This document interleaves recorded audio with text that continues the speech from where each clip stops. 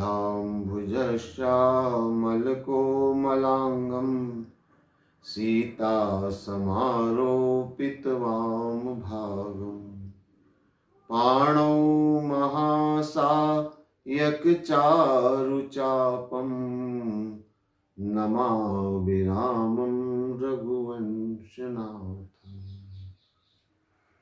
आइए श्री राम कथा को हम प्रारंभ करें।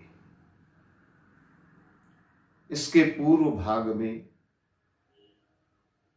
हम लोग लक्ष्मण परशुराम जी के संवाद पर चर्चा कर रहे थे और मैंने आपसे निवेदन किया था कि लक्ष्मण जी के जो कटु वचन है, अक्सर लोग लक्ष्मण परशुराम संवाद का पठन पाठन पारायण करते समय उसका आनंद लेते हैं, लेकिन लक्ष्मण जी के वचनों के पीछे जो भाव है, उस भाव को समझने का प्रयास हमें करना होगा। लखनलाल जी ने परशुराम जी का अपमान या अनादर करने के लिए वचनों का प्रयोग नहीं किया, क्योंकि रघुकुल में तो संतों का आदर सम्मान होता है। लेकिन लक्ष्मण जी इशारा बार बार करते हैं कि आप पहचाने आपके सामने कौन है। और जैसे ही परशुराम जी का ध्यान उस ओर गया, परशुराम जी ने अपना संदेह धनुष के माध्यम से दूर किया और तुरंत वो भगवान के श्री चरणों में समर्पित हो गए। जाना राम प्रभाव तब पुलक प्रफुल्लित गात, जोरिपान बोले वचन हृदय न प्रेम समात। चरणों में दंडवत प्रणाम करके गिर पड़े, क्षमौ क्षमा मंदिर दो भाई। यहां परशुराम जी के चरित्र में एक बहुत अद्भुत बात हमें देखने को मिलती है, और वो अद्भुत बात यह है कि चाहे परशुराम जी क्रोधावतार हैं, और ऐसा माना जाता है कि क्रोध में आदमी का विवेक नष्ट हो जाता है, लेकिन जैसे ही परशुराम जी ने परमात्मा को पहचाना, तुरंत दंडवत प्रणाम करके चरणों में गिर पड़े। और परशुराम जी के समर्पण भाव से एक बात समझ में आती है कि परशुराम जी में अपनी शक्ति का, अपने प्रभाव का कहीं अहंकार नहीं था। जिसमें अहंकार होता है वो झुक नहीं पाता है। परशुराम जी तो समर्पित हो गए, और तुलसीदास जी जिन वचनों का प्रयोग करते हैं, पुलक प्रफुल्लित गात, पुलकित है, प्रफुल्लित है, हार जाने का शोक नहीं है, दुख नहीं है, पीड़ा नहीं है। क्योंकि जिसमें अहंकार होता है उसे अपने हार जाने का दुख होता है, पीड़ा होती है। लेकिन परशुराम जी अहंकार रहित है। परशुराम जी अद्भुत है, उनका चरित्र अद्भुत है। परशुराम जी के चरित्र में अगर देखा जाए तो कोई साधारण चरित्र नहीं है, और परशुराम जी कोई साधारण व्यक्ति भी नहीं है।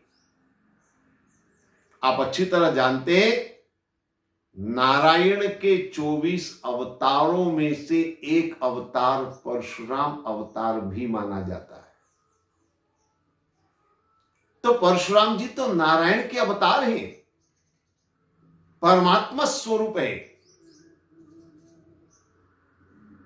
परशुराम जी के चरित्र पर अगर गौर किया जाए, ध्यान दिया जाए, एक और बड़ी अद्भुत बात परशुराम जी के चरित्र में देखने को मिलती है। परशुराम जी ने अपने जीवन में अनेक क्षत्रिय राजाओं का संहार किया। शास्त्रों में ऐसा वर्णन आता है 21 बार पृथ्वी पर से क्षत्रियों का समूल नाश किया उन्होंने। तो परशुराम जी ने अपने जीवन में एक नहीं, दो नहीं, सैकड़ों राजाओं का संहार किया। लेकिन अद्भुत बात यह है कि कभी किसी राजा की सत्ता को प्राप्त करने का प्रयास नहीं किया। कभी वो सत्ता को अपने वश में नहीं करते। कभी उन्होंने राज्य सत्ता को पाने का प्रयास नहीं किया। अगर वो चाहते तो विश्व विजयी राजा की तरह से अपने आप को स्थापित कर सकते थे। अगर वो चाहते तो अपना राज्य स्थापित कर सकते थे। लेकिन परशुराम जी के इस चरित्र से एक बात समझ में आती है कि परशुराम जी के अंदर कभी लोभ प्रवृत्ति नहीं रही। और ये छोटी बात नहीं, बहुत बड़ी बात है। अगर ये कहा जाए कि परशुराम जी ने लोभ पर विजय प्राप्त करी, परशुराम जी अहंकार पर विजय प्राप्त करते, तो शायद कोई गलत बात नहीं होगी। परशुराम जी के चरित्र को अगर थोड़ा ध्यान से समझा जाए तो ये बातें उनके चरित्र से समझ में आती है। सत्ता के इतने करीब होकर के अनेक राजाओं को मारने का मतलब है कि सत्ता के करीब होकर के भी वो सत्ता से दूर रहे, सत्ता के लोभ से दूर रहे। और शायद इसी कारण संपूर्ण ब्राह्मण समाज आज परशुराम जी को ही अपने समाज का आदर्श पुरुष मानते हैं। कई बार मन में विचार आता है, क्योंकि ब्राह्मणों में एक से बढ़कर एक विशिष्ट महापुरुष हुए। वशिष्ठ जी से लेकर के विश्वामित्र जी से लेकर के अत्रि, जमदग्नि, गौतम, कश्यप, बहुत सारे ऋषि हुए।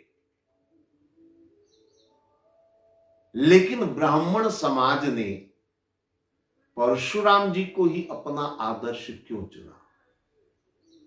आप जानते हैं ना, प्रतिवर्ष संपूर्ण देश में ब्राह्मण समाज परशुराम जयंती मनाता है। किसी और की जयंती क्यों नहीं? इसका मतलब यह कि ब्राह्मण समाज ने परशुराम जी को अपना आदर्श माना है। क्यों माना है? जहां तक मैं समझ पाया हूं और जहां तक मेरी बुद्धि है वो ये है कि परशुराम जी सत्ता के मोह से दूर रहने वाले, धन संपदा के लोभ से मुक्त रहने वाले महापुरुष हुए। और ये सबसे बड़ी बात है। समाज में रह करके समाज के लिए कार्य करना, लेकिन फिर भी संपदा संपत्ति के लोभ से अपने आप को बचाना, यह परशुराम जी के चरित्र में देखने को मिलता है। और यह आदर्श है, यह संपूर्ण ब्राह्मण समाज के लिए आदर्श है कि हम ब्राह्मणत्व को किस रूप में अपनाएं। अक्सर ब्राह्मणत्व पर एक आरोप लगता है, लोभी लालची ब्राह्मण होने का। लेकिन परशुराम जी का चरित्र इस बात की ओर इशारा करता है। और परशुराम जी को अपना आदर्श मान करके ब्राह्मण समाज ने समाज को यह संदेश दिया, जगत को यह संदेश दिया कि वास्तव में ब्राह्मण निर्लोभी होता है। ब्राह्मण वो है जो बुद्धि के द्वारा समाज की सेवा करता है, क्योंकि विराट पुरुष में ब्राह्मण को मस्तक बताया गया है, भुजाएं क्षत्रिय। तो मस्तक का अर्थ है ज्ञान। ब्राह्मण ज्ञान का प्रसाद बांटता है। ब्राह्मण वो है जो ज्ञान से समाज की सेवा करता है, लेकिन स्वार्थ से नहीं बल्कि निस्वार्थ भाव से। यही ब्राह्मणत्व की सबसे बड़ी महानता है और यही रूप वास्तव में होना चाहिए। अगर ये रूप रहेगा तो संसार और समाज में ब्राह्मणत्व की पूजा होती रहेगी। तो परशुराम जी का चरित्र अपने आप में बड़ा अद्भुत है, लेकिन एक छोटा सा सवाल मेरे मन में कभी कभी उत्पन्न होता है, एक प्रश्न मेरे मन में खड़ा होता है। आपने राम कथा को सुना है, जानते हैं, परशुराम जी और भगवान राम दोनों का मिलन जनकपुर में होता है। इसका मतलब यह है कि राम और परशुराम दोनों एक ही काल में एक ही युग में उत्पन्न हुए।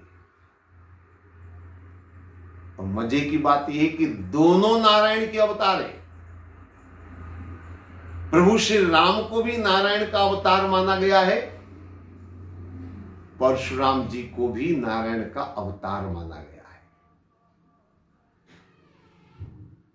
और अगर देखा जाए तो इन दोनों में परशुराम जी का जन्म पहले हुआ, राम का जन्म बाद में हुआ। तो एक सवाल मन में उत्पन्न होता है, एक प्रश्न मन में खड़ा होता है कि जब परशुराम जी ने अवतार ले लिया, नारायण ने परशुराम के रूप में जब अवतार ले लिया, तो फिर राम अवतार की आवश्यकता क्या थी? नारायण ने परशुराम के रूप में अवतार ले लिया पृथ्वी पर, लेकिन उसके बाद राम को अवतार लेने की आवश्यकता क्यों पड़ी? ये थोड़ा सा सोचने वाला प्रश्न है, विचार करने वाली बात है। देखिए, परमात्मा अवतार कब लेते हैं, क्यों लेते हैं?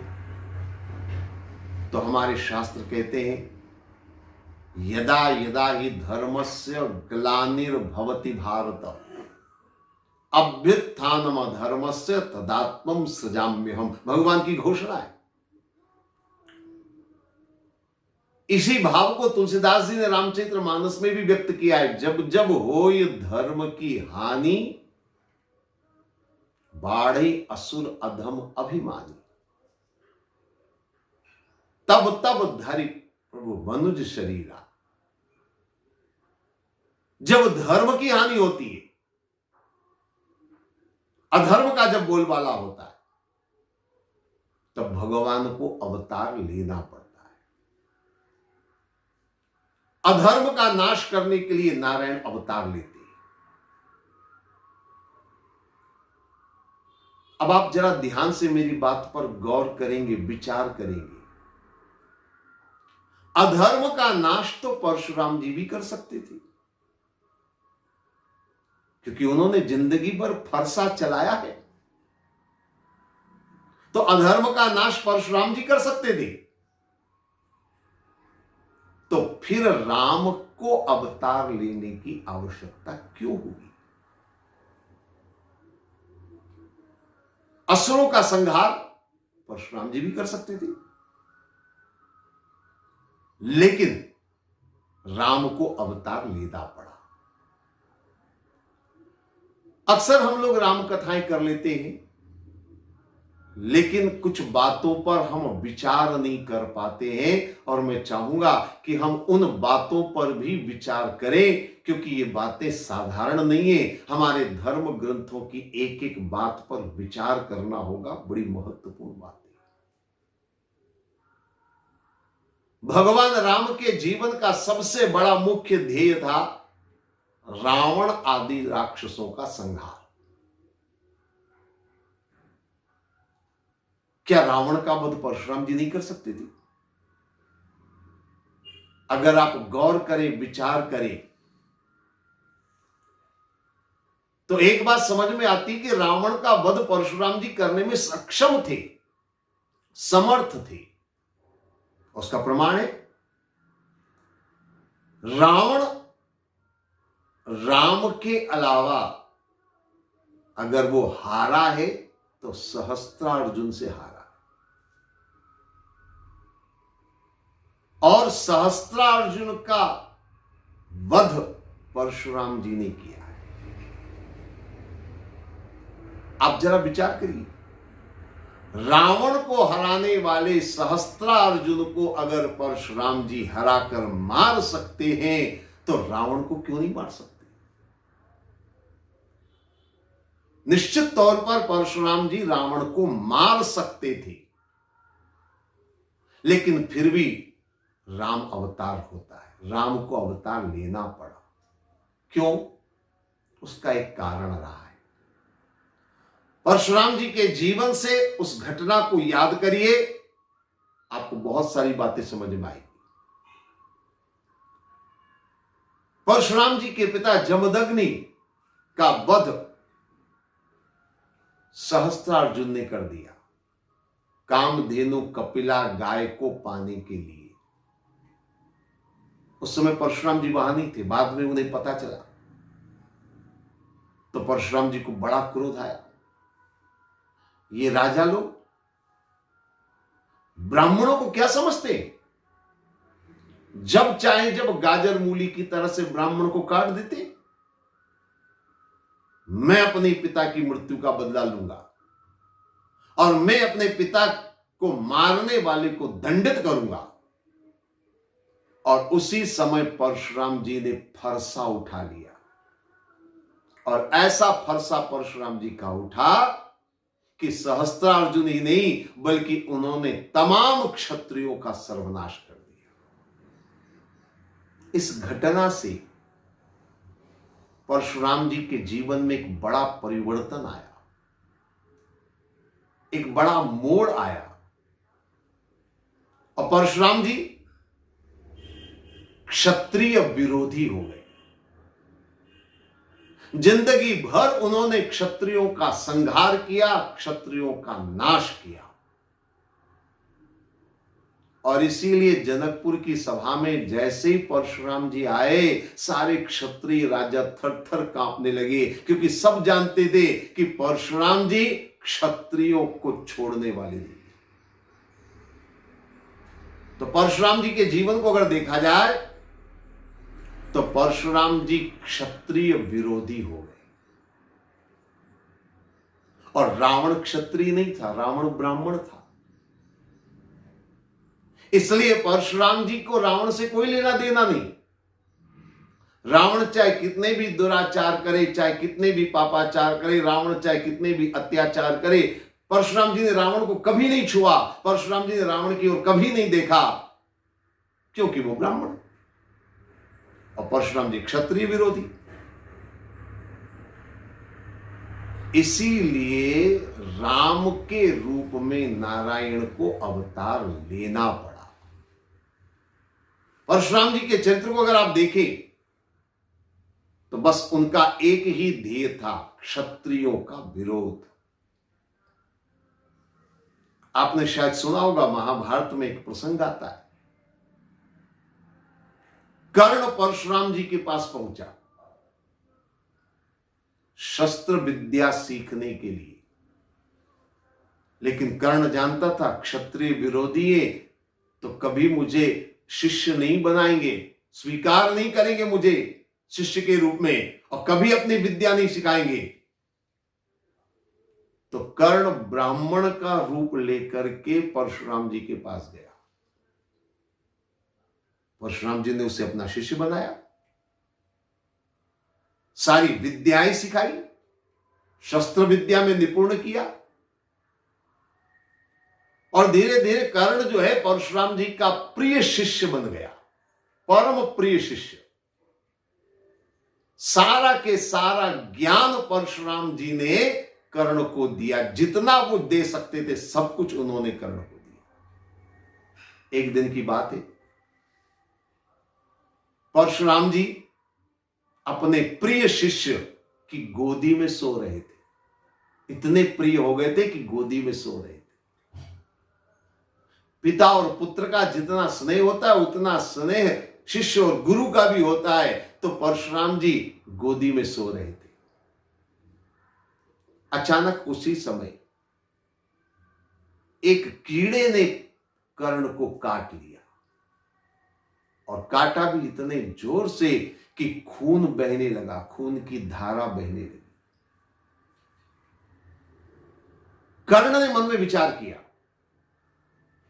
मेरे गुरुदेव सो रहे। ये उसकी गुरु भक्ति थी कर्ण की, कि मेरे गुरुदेव सो रहे, अगर मैं चीखूंगा चिल्लाऊंगा, अगर मैं हिलूंगा डुलूंगा तो गुरुदेव को बाधा पहुंचेगी नींद में। तो कर्ण चुप रहा, मौन रहा, खून बहता गया। कर्ण ने उफ तक नहीं करी। ये कर्ण की गुरु भक्ति, ये कर्ण की गुरु सेवा। लेकिन खून बहते बहते बहते जब परशुराम जी के शरीर को छुआ तो परशुराम जी जागे। अब जैसे ही जागे उन्होंने देखा खून बह रहा है, चौंक गए। कर्ण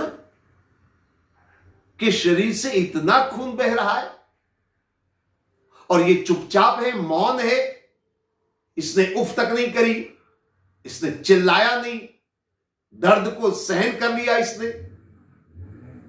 परशुराम जी तुरंत समझ गए ये ब्राह्मण नहीं हो सकता, इतनी पीड़ा झेलना ब्राह्मणत्व के वश में नहीं है, ये ब्राह्मण नहीं हो सकता है, ये क्षत्रिय है, इसके रगों में क्षत्रिय खून दौड़ रहा है। वरना इतनी पीड़ा होने के बाद भी कोई चुप रहे, संभव नहीं। ये क्षत्रिय साहस है, क्षत्रिय का शौर्य है। लेकिन परशुराम जी तो क्षत्रिय विरोधी। तो परशुराम जी को क्रोध आया और परशुराम जी ने तुरंत श्राप दे दिया, जितनी विद्याएं मैंने तुझे दिए समय आने पर तू सब भूल जाएगा, वो तेरे किसी काम नहीं है। इस घटना से आप समझ लीजिए, जो कर्ण परशुराम जी का सबसे प्रिय शिष्य था, सारी विद्याएं सिखाई, अंत में कह दिया सारी विद्याएं तू भूल जाएगा, समय पर तुझे कुछ भी याद नहीं आएगी विद्या। तो परशुराम जी ने अपना समग्र जीवन व्यतीत किया क्षत्रियों के संहार। इसलिए नारायण को राम के रूप में अवतार लेना पड़ा। लेकिन यहां एक सवाल और खड़ा होता है, उस पर भी गंभीरता से विचार करना होगा, और वो ये कि नारायण जब भी अवतार लेते हैं उनके अवतार का कोई उद्देश्य होता है, लक्ष्य होता है, ध्येय होता है। आपने सुना होगा राम को मर्यादा पुरुषोत्तम कहा जाता है। क्यों? क्योंकि राम ने अवतार लिया मर्यादाओं की स्थापना करने के लिए। भगवान वेदव्यास जी का अवतार हुआ शास्त्रों की रचना करने के लिए। भगवान ने कपिल के रूप में अवतार लिया सांख्य योग की स्थापना करने के लिए। भगवान ने पृथु रूप में अवतार लिया सामाजिक व्यवस्थाओं को स्थापित करने के लिए। हर अवतार का अपना अपना एक लक्ष्य, एक उद्देश्य है। कृष्ण को लीला पुरुषोत्तम कहा जाता है, लीलाओं के लिए कृष्ण ने अवतार लिया। अब सवाल ये पैदा होता है कि परशुराम जी का अवतार किस उद्देश्य से था? क्योंकि अगर ये कहा जाए कि केवल बदले की भावना से परशुराम जी ने अपना सारा जीवन व्यतीत किया, तो ये नारायण के अवतार का उद्देश्य नहीं हो सकता। बदला और प्रतिशोध ये कोई लक्ष्य नहीं हो सकता। तो सवाल ये पैदा होता है कि नारायण का अवतार परशुराम जी के रूप में हुआ तो किस लिए हुआ? राम और परशुराम दोनों का अवतार एक उलझी हुई गुत्थी है। परशुराम जी सक्षम थे फिर भी राम को अवतार लेना पड़ा। तो अब सवाल ये पैदा होता है कि परशुराम जी के अवतार का उद्देश्य क्या रहा, परशुराम जी के अवतार का लक्ष्य क्या है। नारायण का अवतार है, हम ऐसे नहीं छोड़ सकते इस बात को, इस पर विचार करना होगा कि आखिर परशुराम जी के अवतार का उद्देश्य क्या है। देखिए, जहां तक मैं समझता हूं, परमात्मा के अवतार का तो एक ही लक्ष्य है। हाँ, उस लक्ष्य को पाने के तरीके अलग अलग हो सकते हैं, स्वरूप अलग अलग हो सकता है। कभी नारायण लीलाओं के माध्यम से उस लक्ष्य को पाते, तो कभी राम मर्यादाओं के द्वारा उस लक्ष्य को पाते हैं। हर अवतार में उनकी लीलाएं अलग हो सकती है, लेकिन उद्देश्य अलग अलग नहीं हुआ, उद्देश्य एक है। और वो उद्देश्य क्या है? धर्म की स्थापना, अधर्म का नाश। नारायण के अवतार का तो एक ही उद्देश्य है और कोई दूसरा उद्देश्य हो ही नहीं सकता, धर्म की स्थापना, अधर्म का नाश। अब परशुराम जी का चरित्र थोड़ा सा हम इसको समझने का प्रयास करें। परशुराम जी क्या अपने इस उद्देश्य को पूरा करते? निश्चित तौर पर करते, लेकिन परशुराम जी के चरित्र को थोड़ा समझना होगा, क्योंकि अक्सर यह माना जाता है कि परशुराम जी जातीय आधार पर आचरण करते हैं। तो क्या परशुराम जी जातीयवाद से ग्रसित हो गए? यानी केवल परशुराम जी ने केवल क्षत्रियों का संहार किया तो यह जातिवाद है, एक वर्ग को उन्होंने दंडित किया, एक जातिवाद है। तो पूर्ण ब्रह्म परमपिता परमेश्वर क्या जातिवाद को बढ़ावा देते? ये थोड़ा एक विचारणीय प्रश्न है, चिंतनीय प्रश्न है। आइए थोड़ा ध्यान दें, इस पर गंभीरता से विचार। देखिए, जैसा कि अभी मैं आपसे निवेदन कर रहा था, परमात्मा के अवतार का तो एक ही उद्देश्य है, धर्म की स्थापना, अधर्म का नाश। यही काम परशुराम जी ने भी किया और यही काम राम ने भी किया। लेकिन राम और परशुराम के अंतर को थोड़ा समझना होगा, इस पर गंभीरता से चिंतन मनन करना होगा। मैं एक उदाहरण लेकर चलूं तो शायद ज्यादा अच्छी तरीके से बात आप समझ जाएंगे। जैसे एक सामान्य गांव में पुलिस थाने में अगर एक चौकी इंचार्ज है, या यूं कह लीजिए एक थानेदार है, और पुलिस महकमे में, पुलिस विभाग में एक बड़ा अधिकारी, आईजी, डीआईजी, जो भी आप समझ सकते हैं या जो भी है, एक वह है। दोनों पुलिस विभाग में। अच्छा, पुलिस विभाग का काम क्या है? अपराधियों को दंडित करवाना, समाज में शांति व्यवस्था स्थापित करना, कानून की हिफाजत करना, ये काम है पुलिस का। चाहे वो एक थानेदार हो, चाहे एक वो चौकी इंचार्ज हो, चाहे वो आईजी डीआईजी हो, दोनों का काम एक है। दोनों शपथ लेकर कहते हैं कि मैं कानून की रक्षा करूंगा, मैं अपराधियों को दंडित करवाऊंगा। दोनों का काम एक है, दोनों का उद्देश्य एक है। लेकिन अंतर क्या है?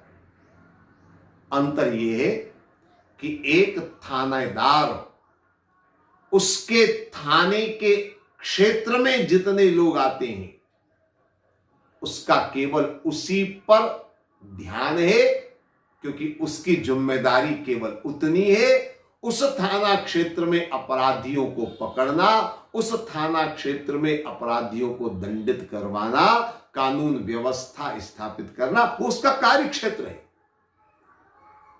एक इंस्पेक्टर है तो उसका कार्य क्षेत्र है कि मुझे इस कार्य क्षेत्र में रहकर कानून व्यवस्था को स्थापित करना। थानेदार का क्षेत्र छोटा है, इंस्पेक्टर का क्षेत्र छोटा है, लेकिन आईजी डीआईजी जो बड़ा अफसर है, उसका कार्य क्षेत्र बड़ा होगा, पूरा प्रदेश होगा। वो पूरे प्रदेश की कानून व्यवस्था का जिम्मेदार जवाबदेह होगा, उसको सारे क्षेत्र की जो है वो पूरे राज्य की जवाबदारी उसके ऊपर होगी। यानी दोनों का कार्य एक है, उद्देश्य एक है, विभाग एक है। अंतर क्या है? एक का कार्य क्षेत्र सीमित है और एक का कार्य क्षेत्र विस्तृत है। मैं भगवान राम और भगवान परशुराम जी को इसी रूप में समझता हूं। परशुराम जी ने भी धर्म की स्थापना का कार्य किया, अधर्म को नाश करने का काम किया, लेकिन उनका दायरा सीमित था। केवल क्षत्रियों के अधर्मियों को उन्होंने संभाला। और एक बात और यहां साफ तौर पर समझ लीजिए, जैसा कि अक्सर हम सुनते हैं 21 बार पृथ्वी पर से क्षत्रियों का सर्वनाश किया, ये सोचने में और इसका जो है जिस प्रकार से समाज में ये बात प्रचारित करी गई है उसमें गलत प्रचार हुआ है। परशुराम जी ने 21 बार क्षत्रियों का सर्वनाश पृथ्वी पर किया, लेकिन सभी क्षत्रियों का सर्वनाश नहीं किया। ये गौर से आप समझ लीजिए, क्योंकि ये बहुत बड़ी भ्रांति है। अक्सर लोग पूछते हैं कि जब 21 बार पृथ्वी पर से क्षत्रियों का समूल नाश परशुराम जी ने कर दिया, फिर क्षत्रिय पैदा कहां से हुए, फिर क्षत्रिय आए कहां से? यहां जनकपुर की सभा में भी जब परशुराम जी पहुंचे तो अनेक क्षत्रिय राजा थे, महाराज दशरथ थे, महाराज जनक थे। ये कहां से आए? तो मैं आपको स्पष्ट बता दूं, परशुराम जी ने केवल उन्हीं क्षत्रियों का सर्वनाश किया जो धर्म विरुद्ध आचरण कर रहे थे, जो अधर्म के पथ पर चल चुके थे। उन्हीं क्षत्रियों का नाश किया, सभी क्षत्रियों का सर्वनाश नहीं किया। इसलिए हम ऐसा नहीं कह सकते कि वो क्षत्रिय विरोधी थे, वो थे अधर्म के विरोधी, अधर्मियों का नाश किया, लेकिन उनका दायरा एक सीमित था। केवल मुझे इसी में कार्य करना है, इसलिए उन्होंने सारे अधर्मी क्षत्रियों का सर्वनाश किया। इसलिए दशरथ जी से उनको कोई आपत्ति नहीं, जनक जी से उनको कोई आपत्ति नहीं है, क्योंकि वो धर्म का पालन कर रहे थे, धर्म के मार्ग पर चल रहे थे। इसलिए उन्होंने कभी उनको नहीं मारा है, उन तमाम राजाओं को उन्होंने नहीं मारा है जो धर्म के मार्ग पर चलते थे। परशुराम जी ने केवल अधर्मी राजाओं को मारा है। तो परशुराम जी भी वही कर रहे हैं, भगवान राम भी वही कर रहे हैं। अंतर केवल इतना है कि परशुराम जी का दायरा छोटा है, राम का दायरा विस्तृत है। भगवान राम ने संपूर्ण जगत के अधर्मियों को मारा है, चाहे वो ब्राह्मण हो, चाहे वो क्षत्रिय हो, चाहे वो वैश्य हो, चाहे जो भी हो। जिसने अधर्म किया है उसको मारा है, और जिस धर्म के मार्ग पर चला है उसको उन्होंने गले लगाया है। तो राम का अवतार भी उद्देश्यपूर्ण है, परशुराम जी का अवतार भी उद्देश्यपूर्ण है, व्यर्थ नहीं है। परशुराम जी ने भी धर्म की स्थापना का कार्य किया है, अधर्म का नाश किया है। हां, थोड़ा सा दायरा अलग था परशुराम जी का, राम का दायरा विस्तृत था। लेकिन नारायण का अवतार अर्थहीन नहीं हो सकता, उद्देश्यहीन नहीं हो सकता है। और याद रखिए, परशुराम जी नारायण के अवतार हैं, और परमात्मा कभी जातीयवाद से ग्रसित नहीं होते हैं। नारायण का अवतार होता है व्यापक रूप में, समाज के लिए, समाज के कल्याण के लिए, समाज के हित के लिए। और वही कार्य राम ने भी किया, परशुराम जी ने भी किया। तो परशुराम जी के चरित्र और व्यक्तित्व को समझने की आवश्यकता है, इसीलिए थोड़ी बातें मैंने आपके सामने रखी। बातें बहुत सारी हैं, आगे हम और बढ़ेंगे। आज इतना ही। ओम सर्वे भवन्तु सुखिनः, सर्वे सन्तु निरामया, सर्वे भद्राणि पश्यन्तु, मां कश्चित् दुःख भाग् भवेत्। ओम शांति शांति शांति।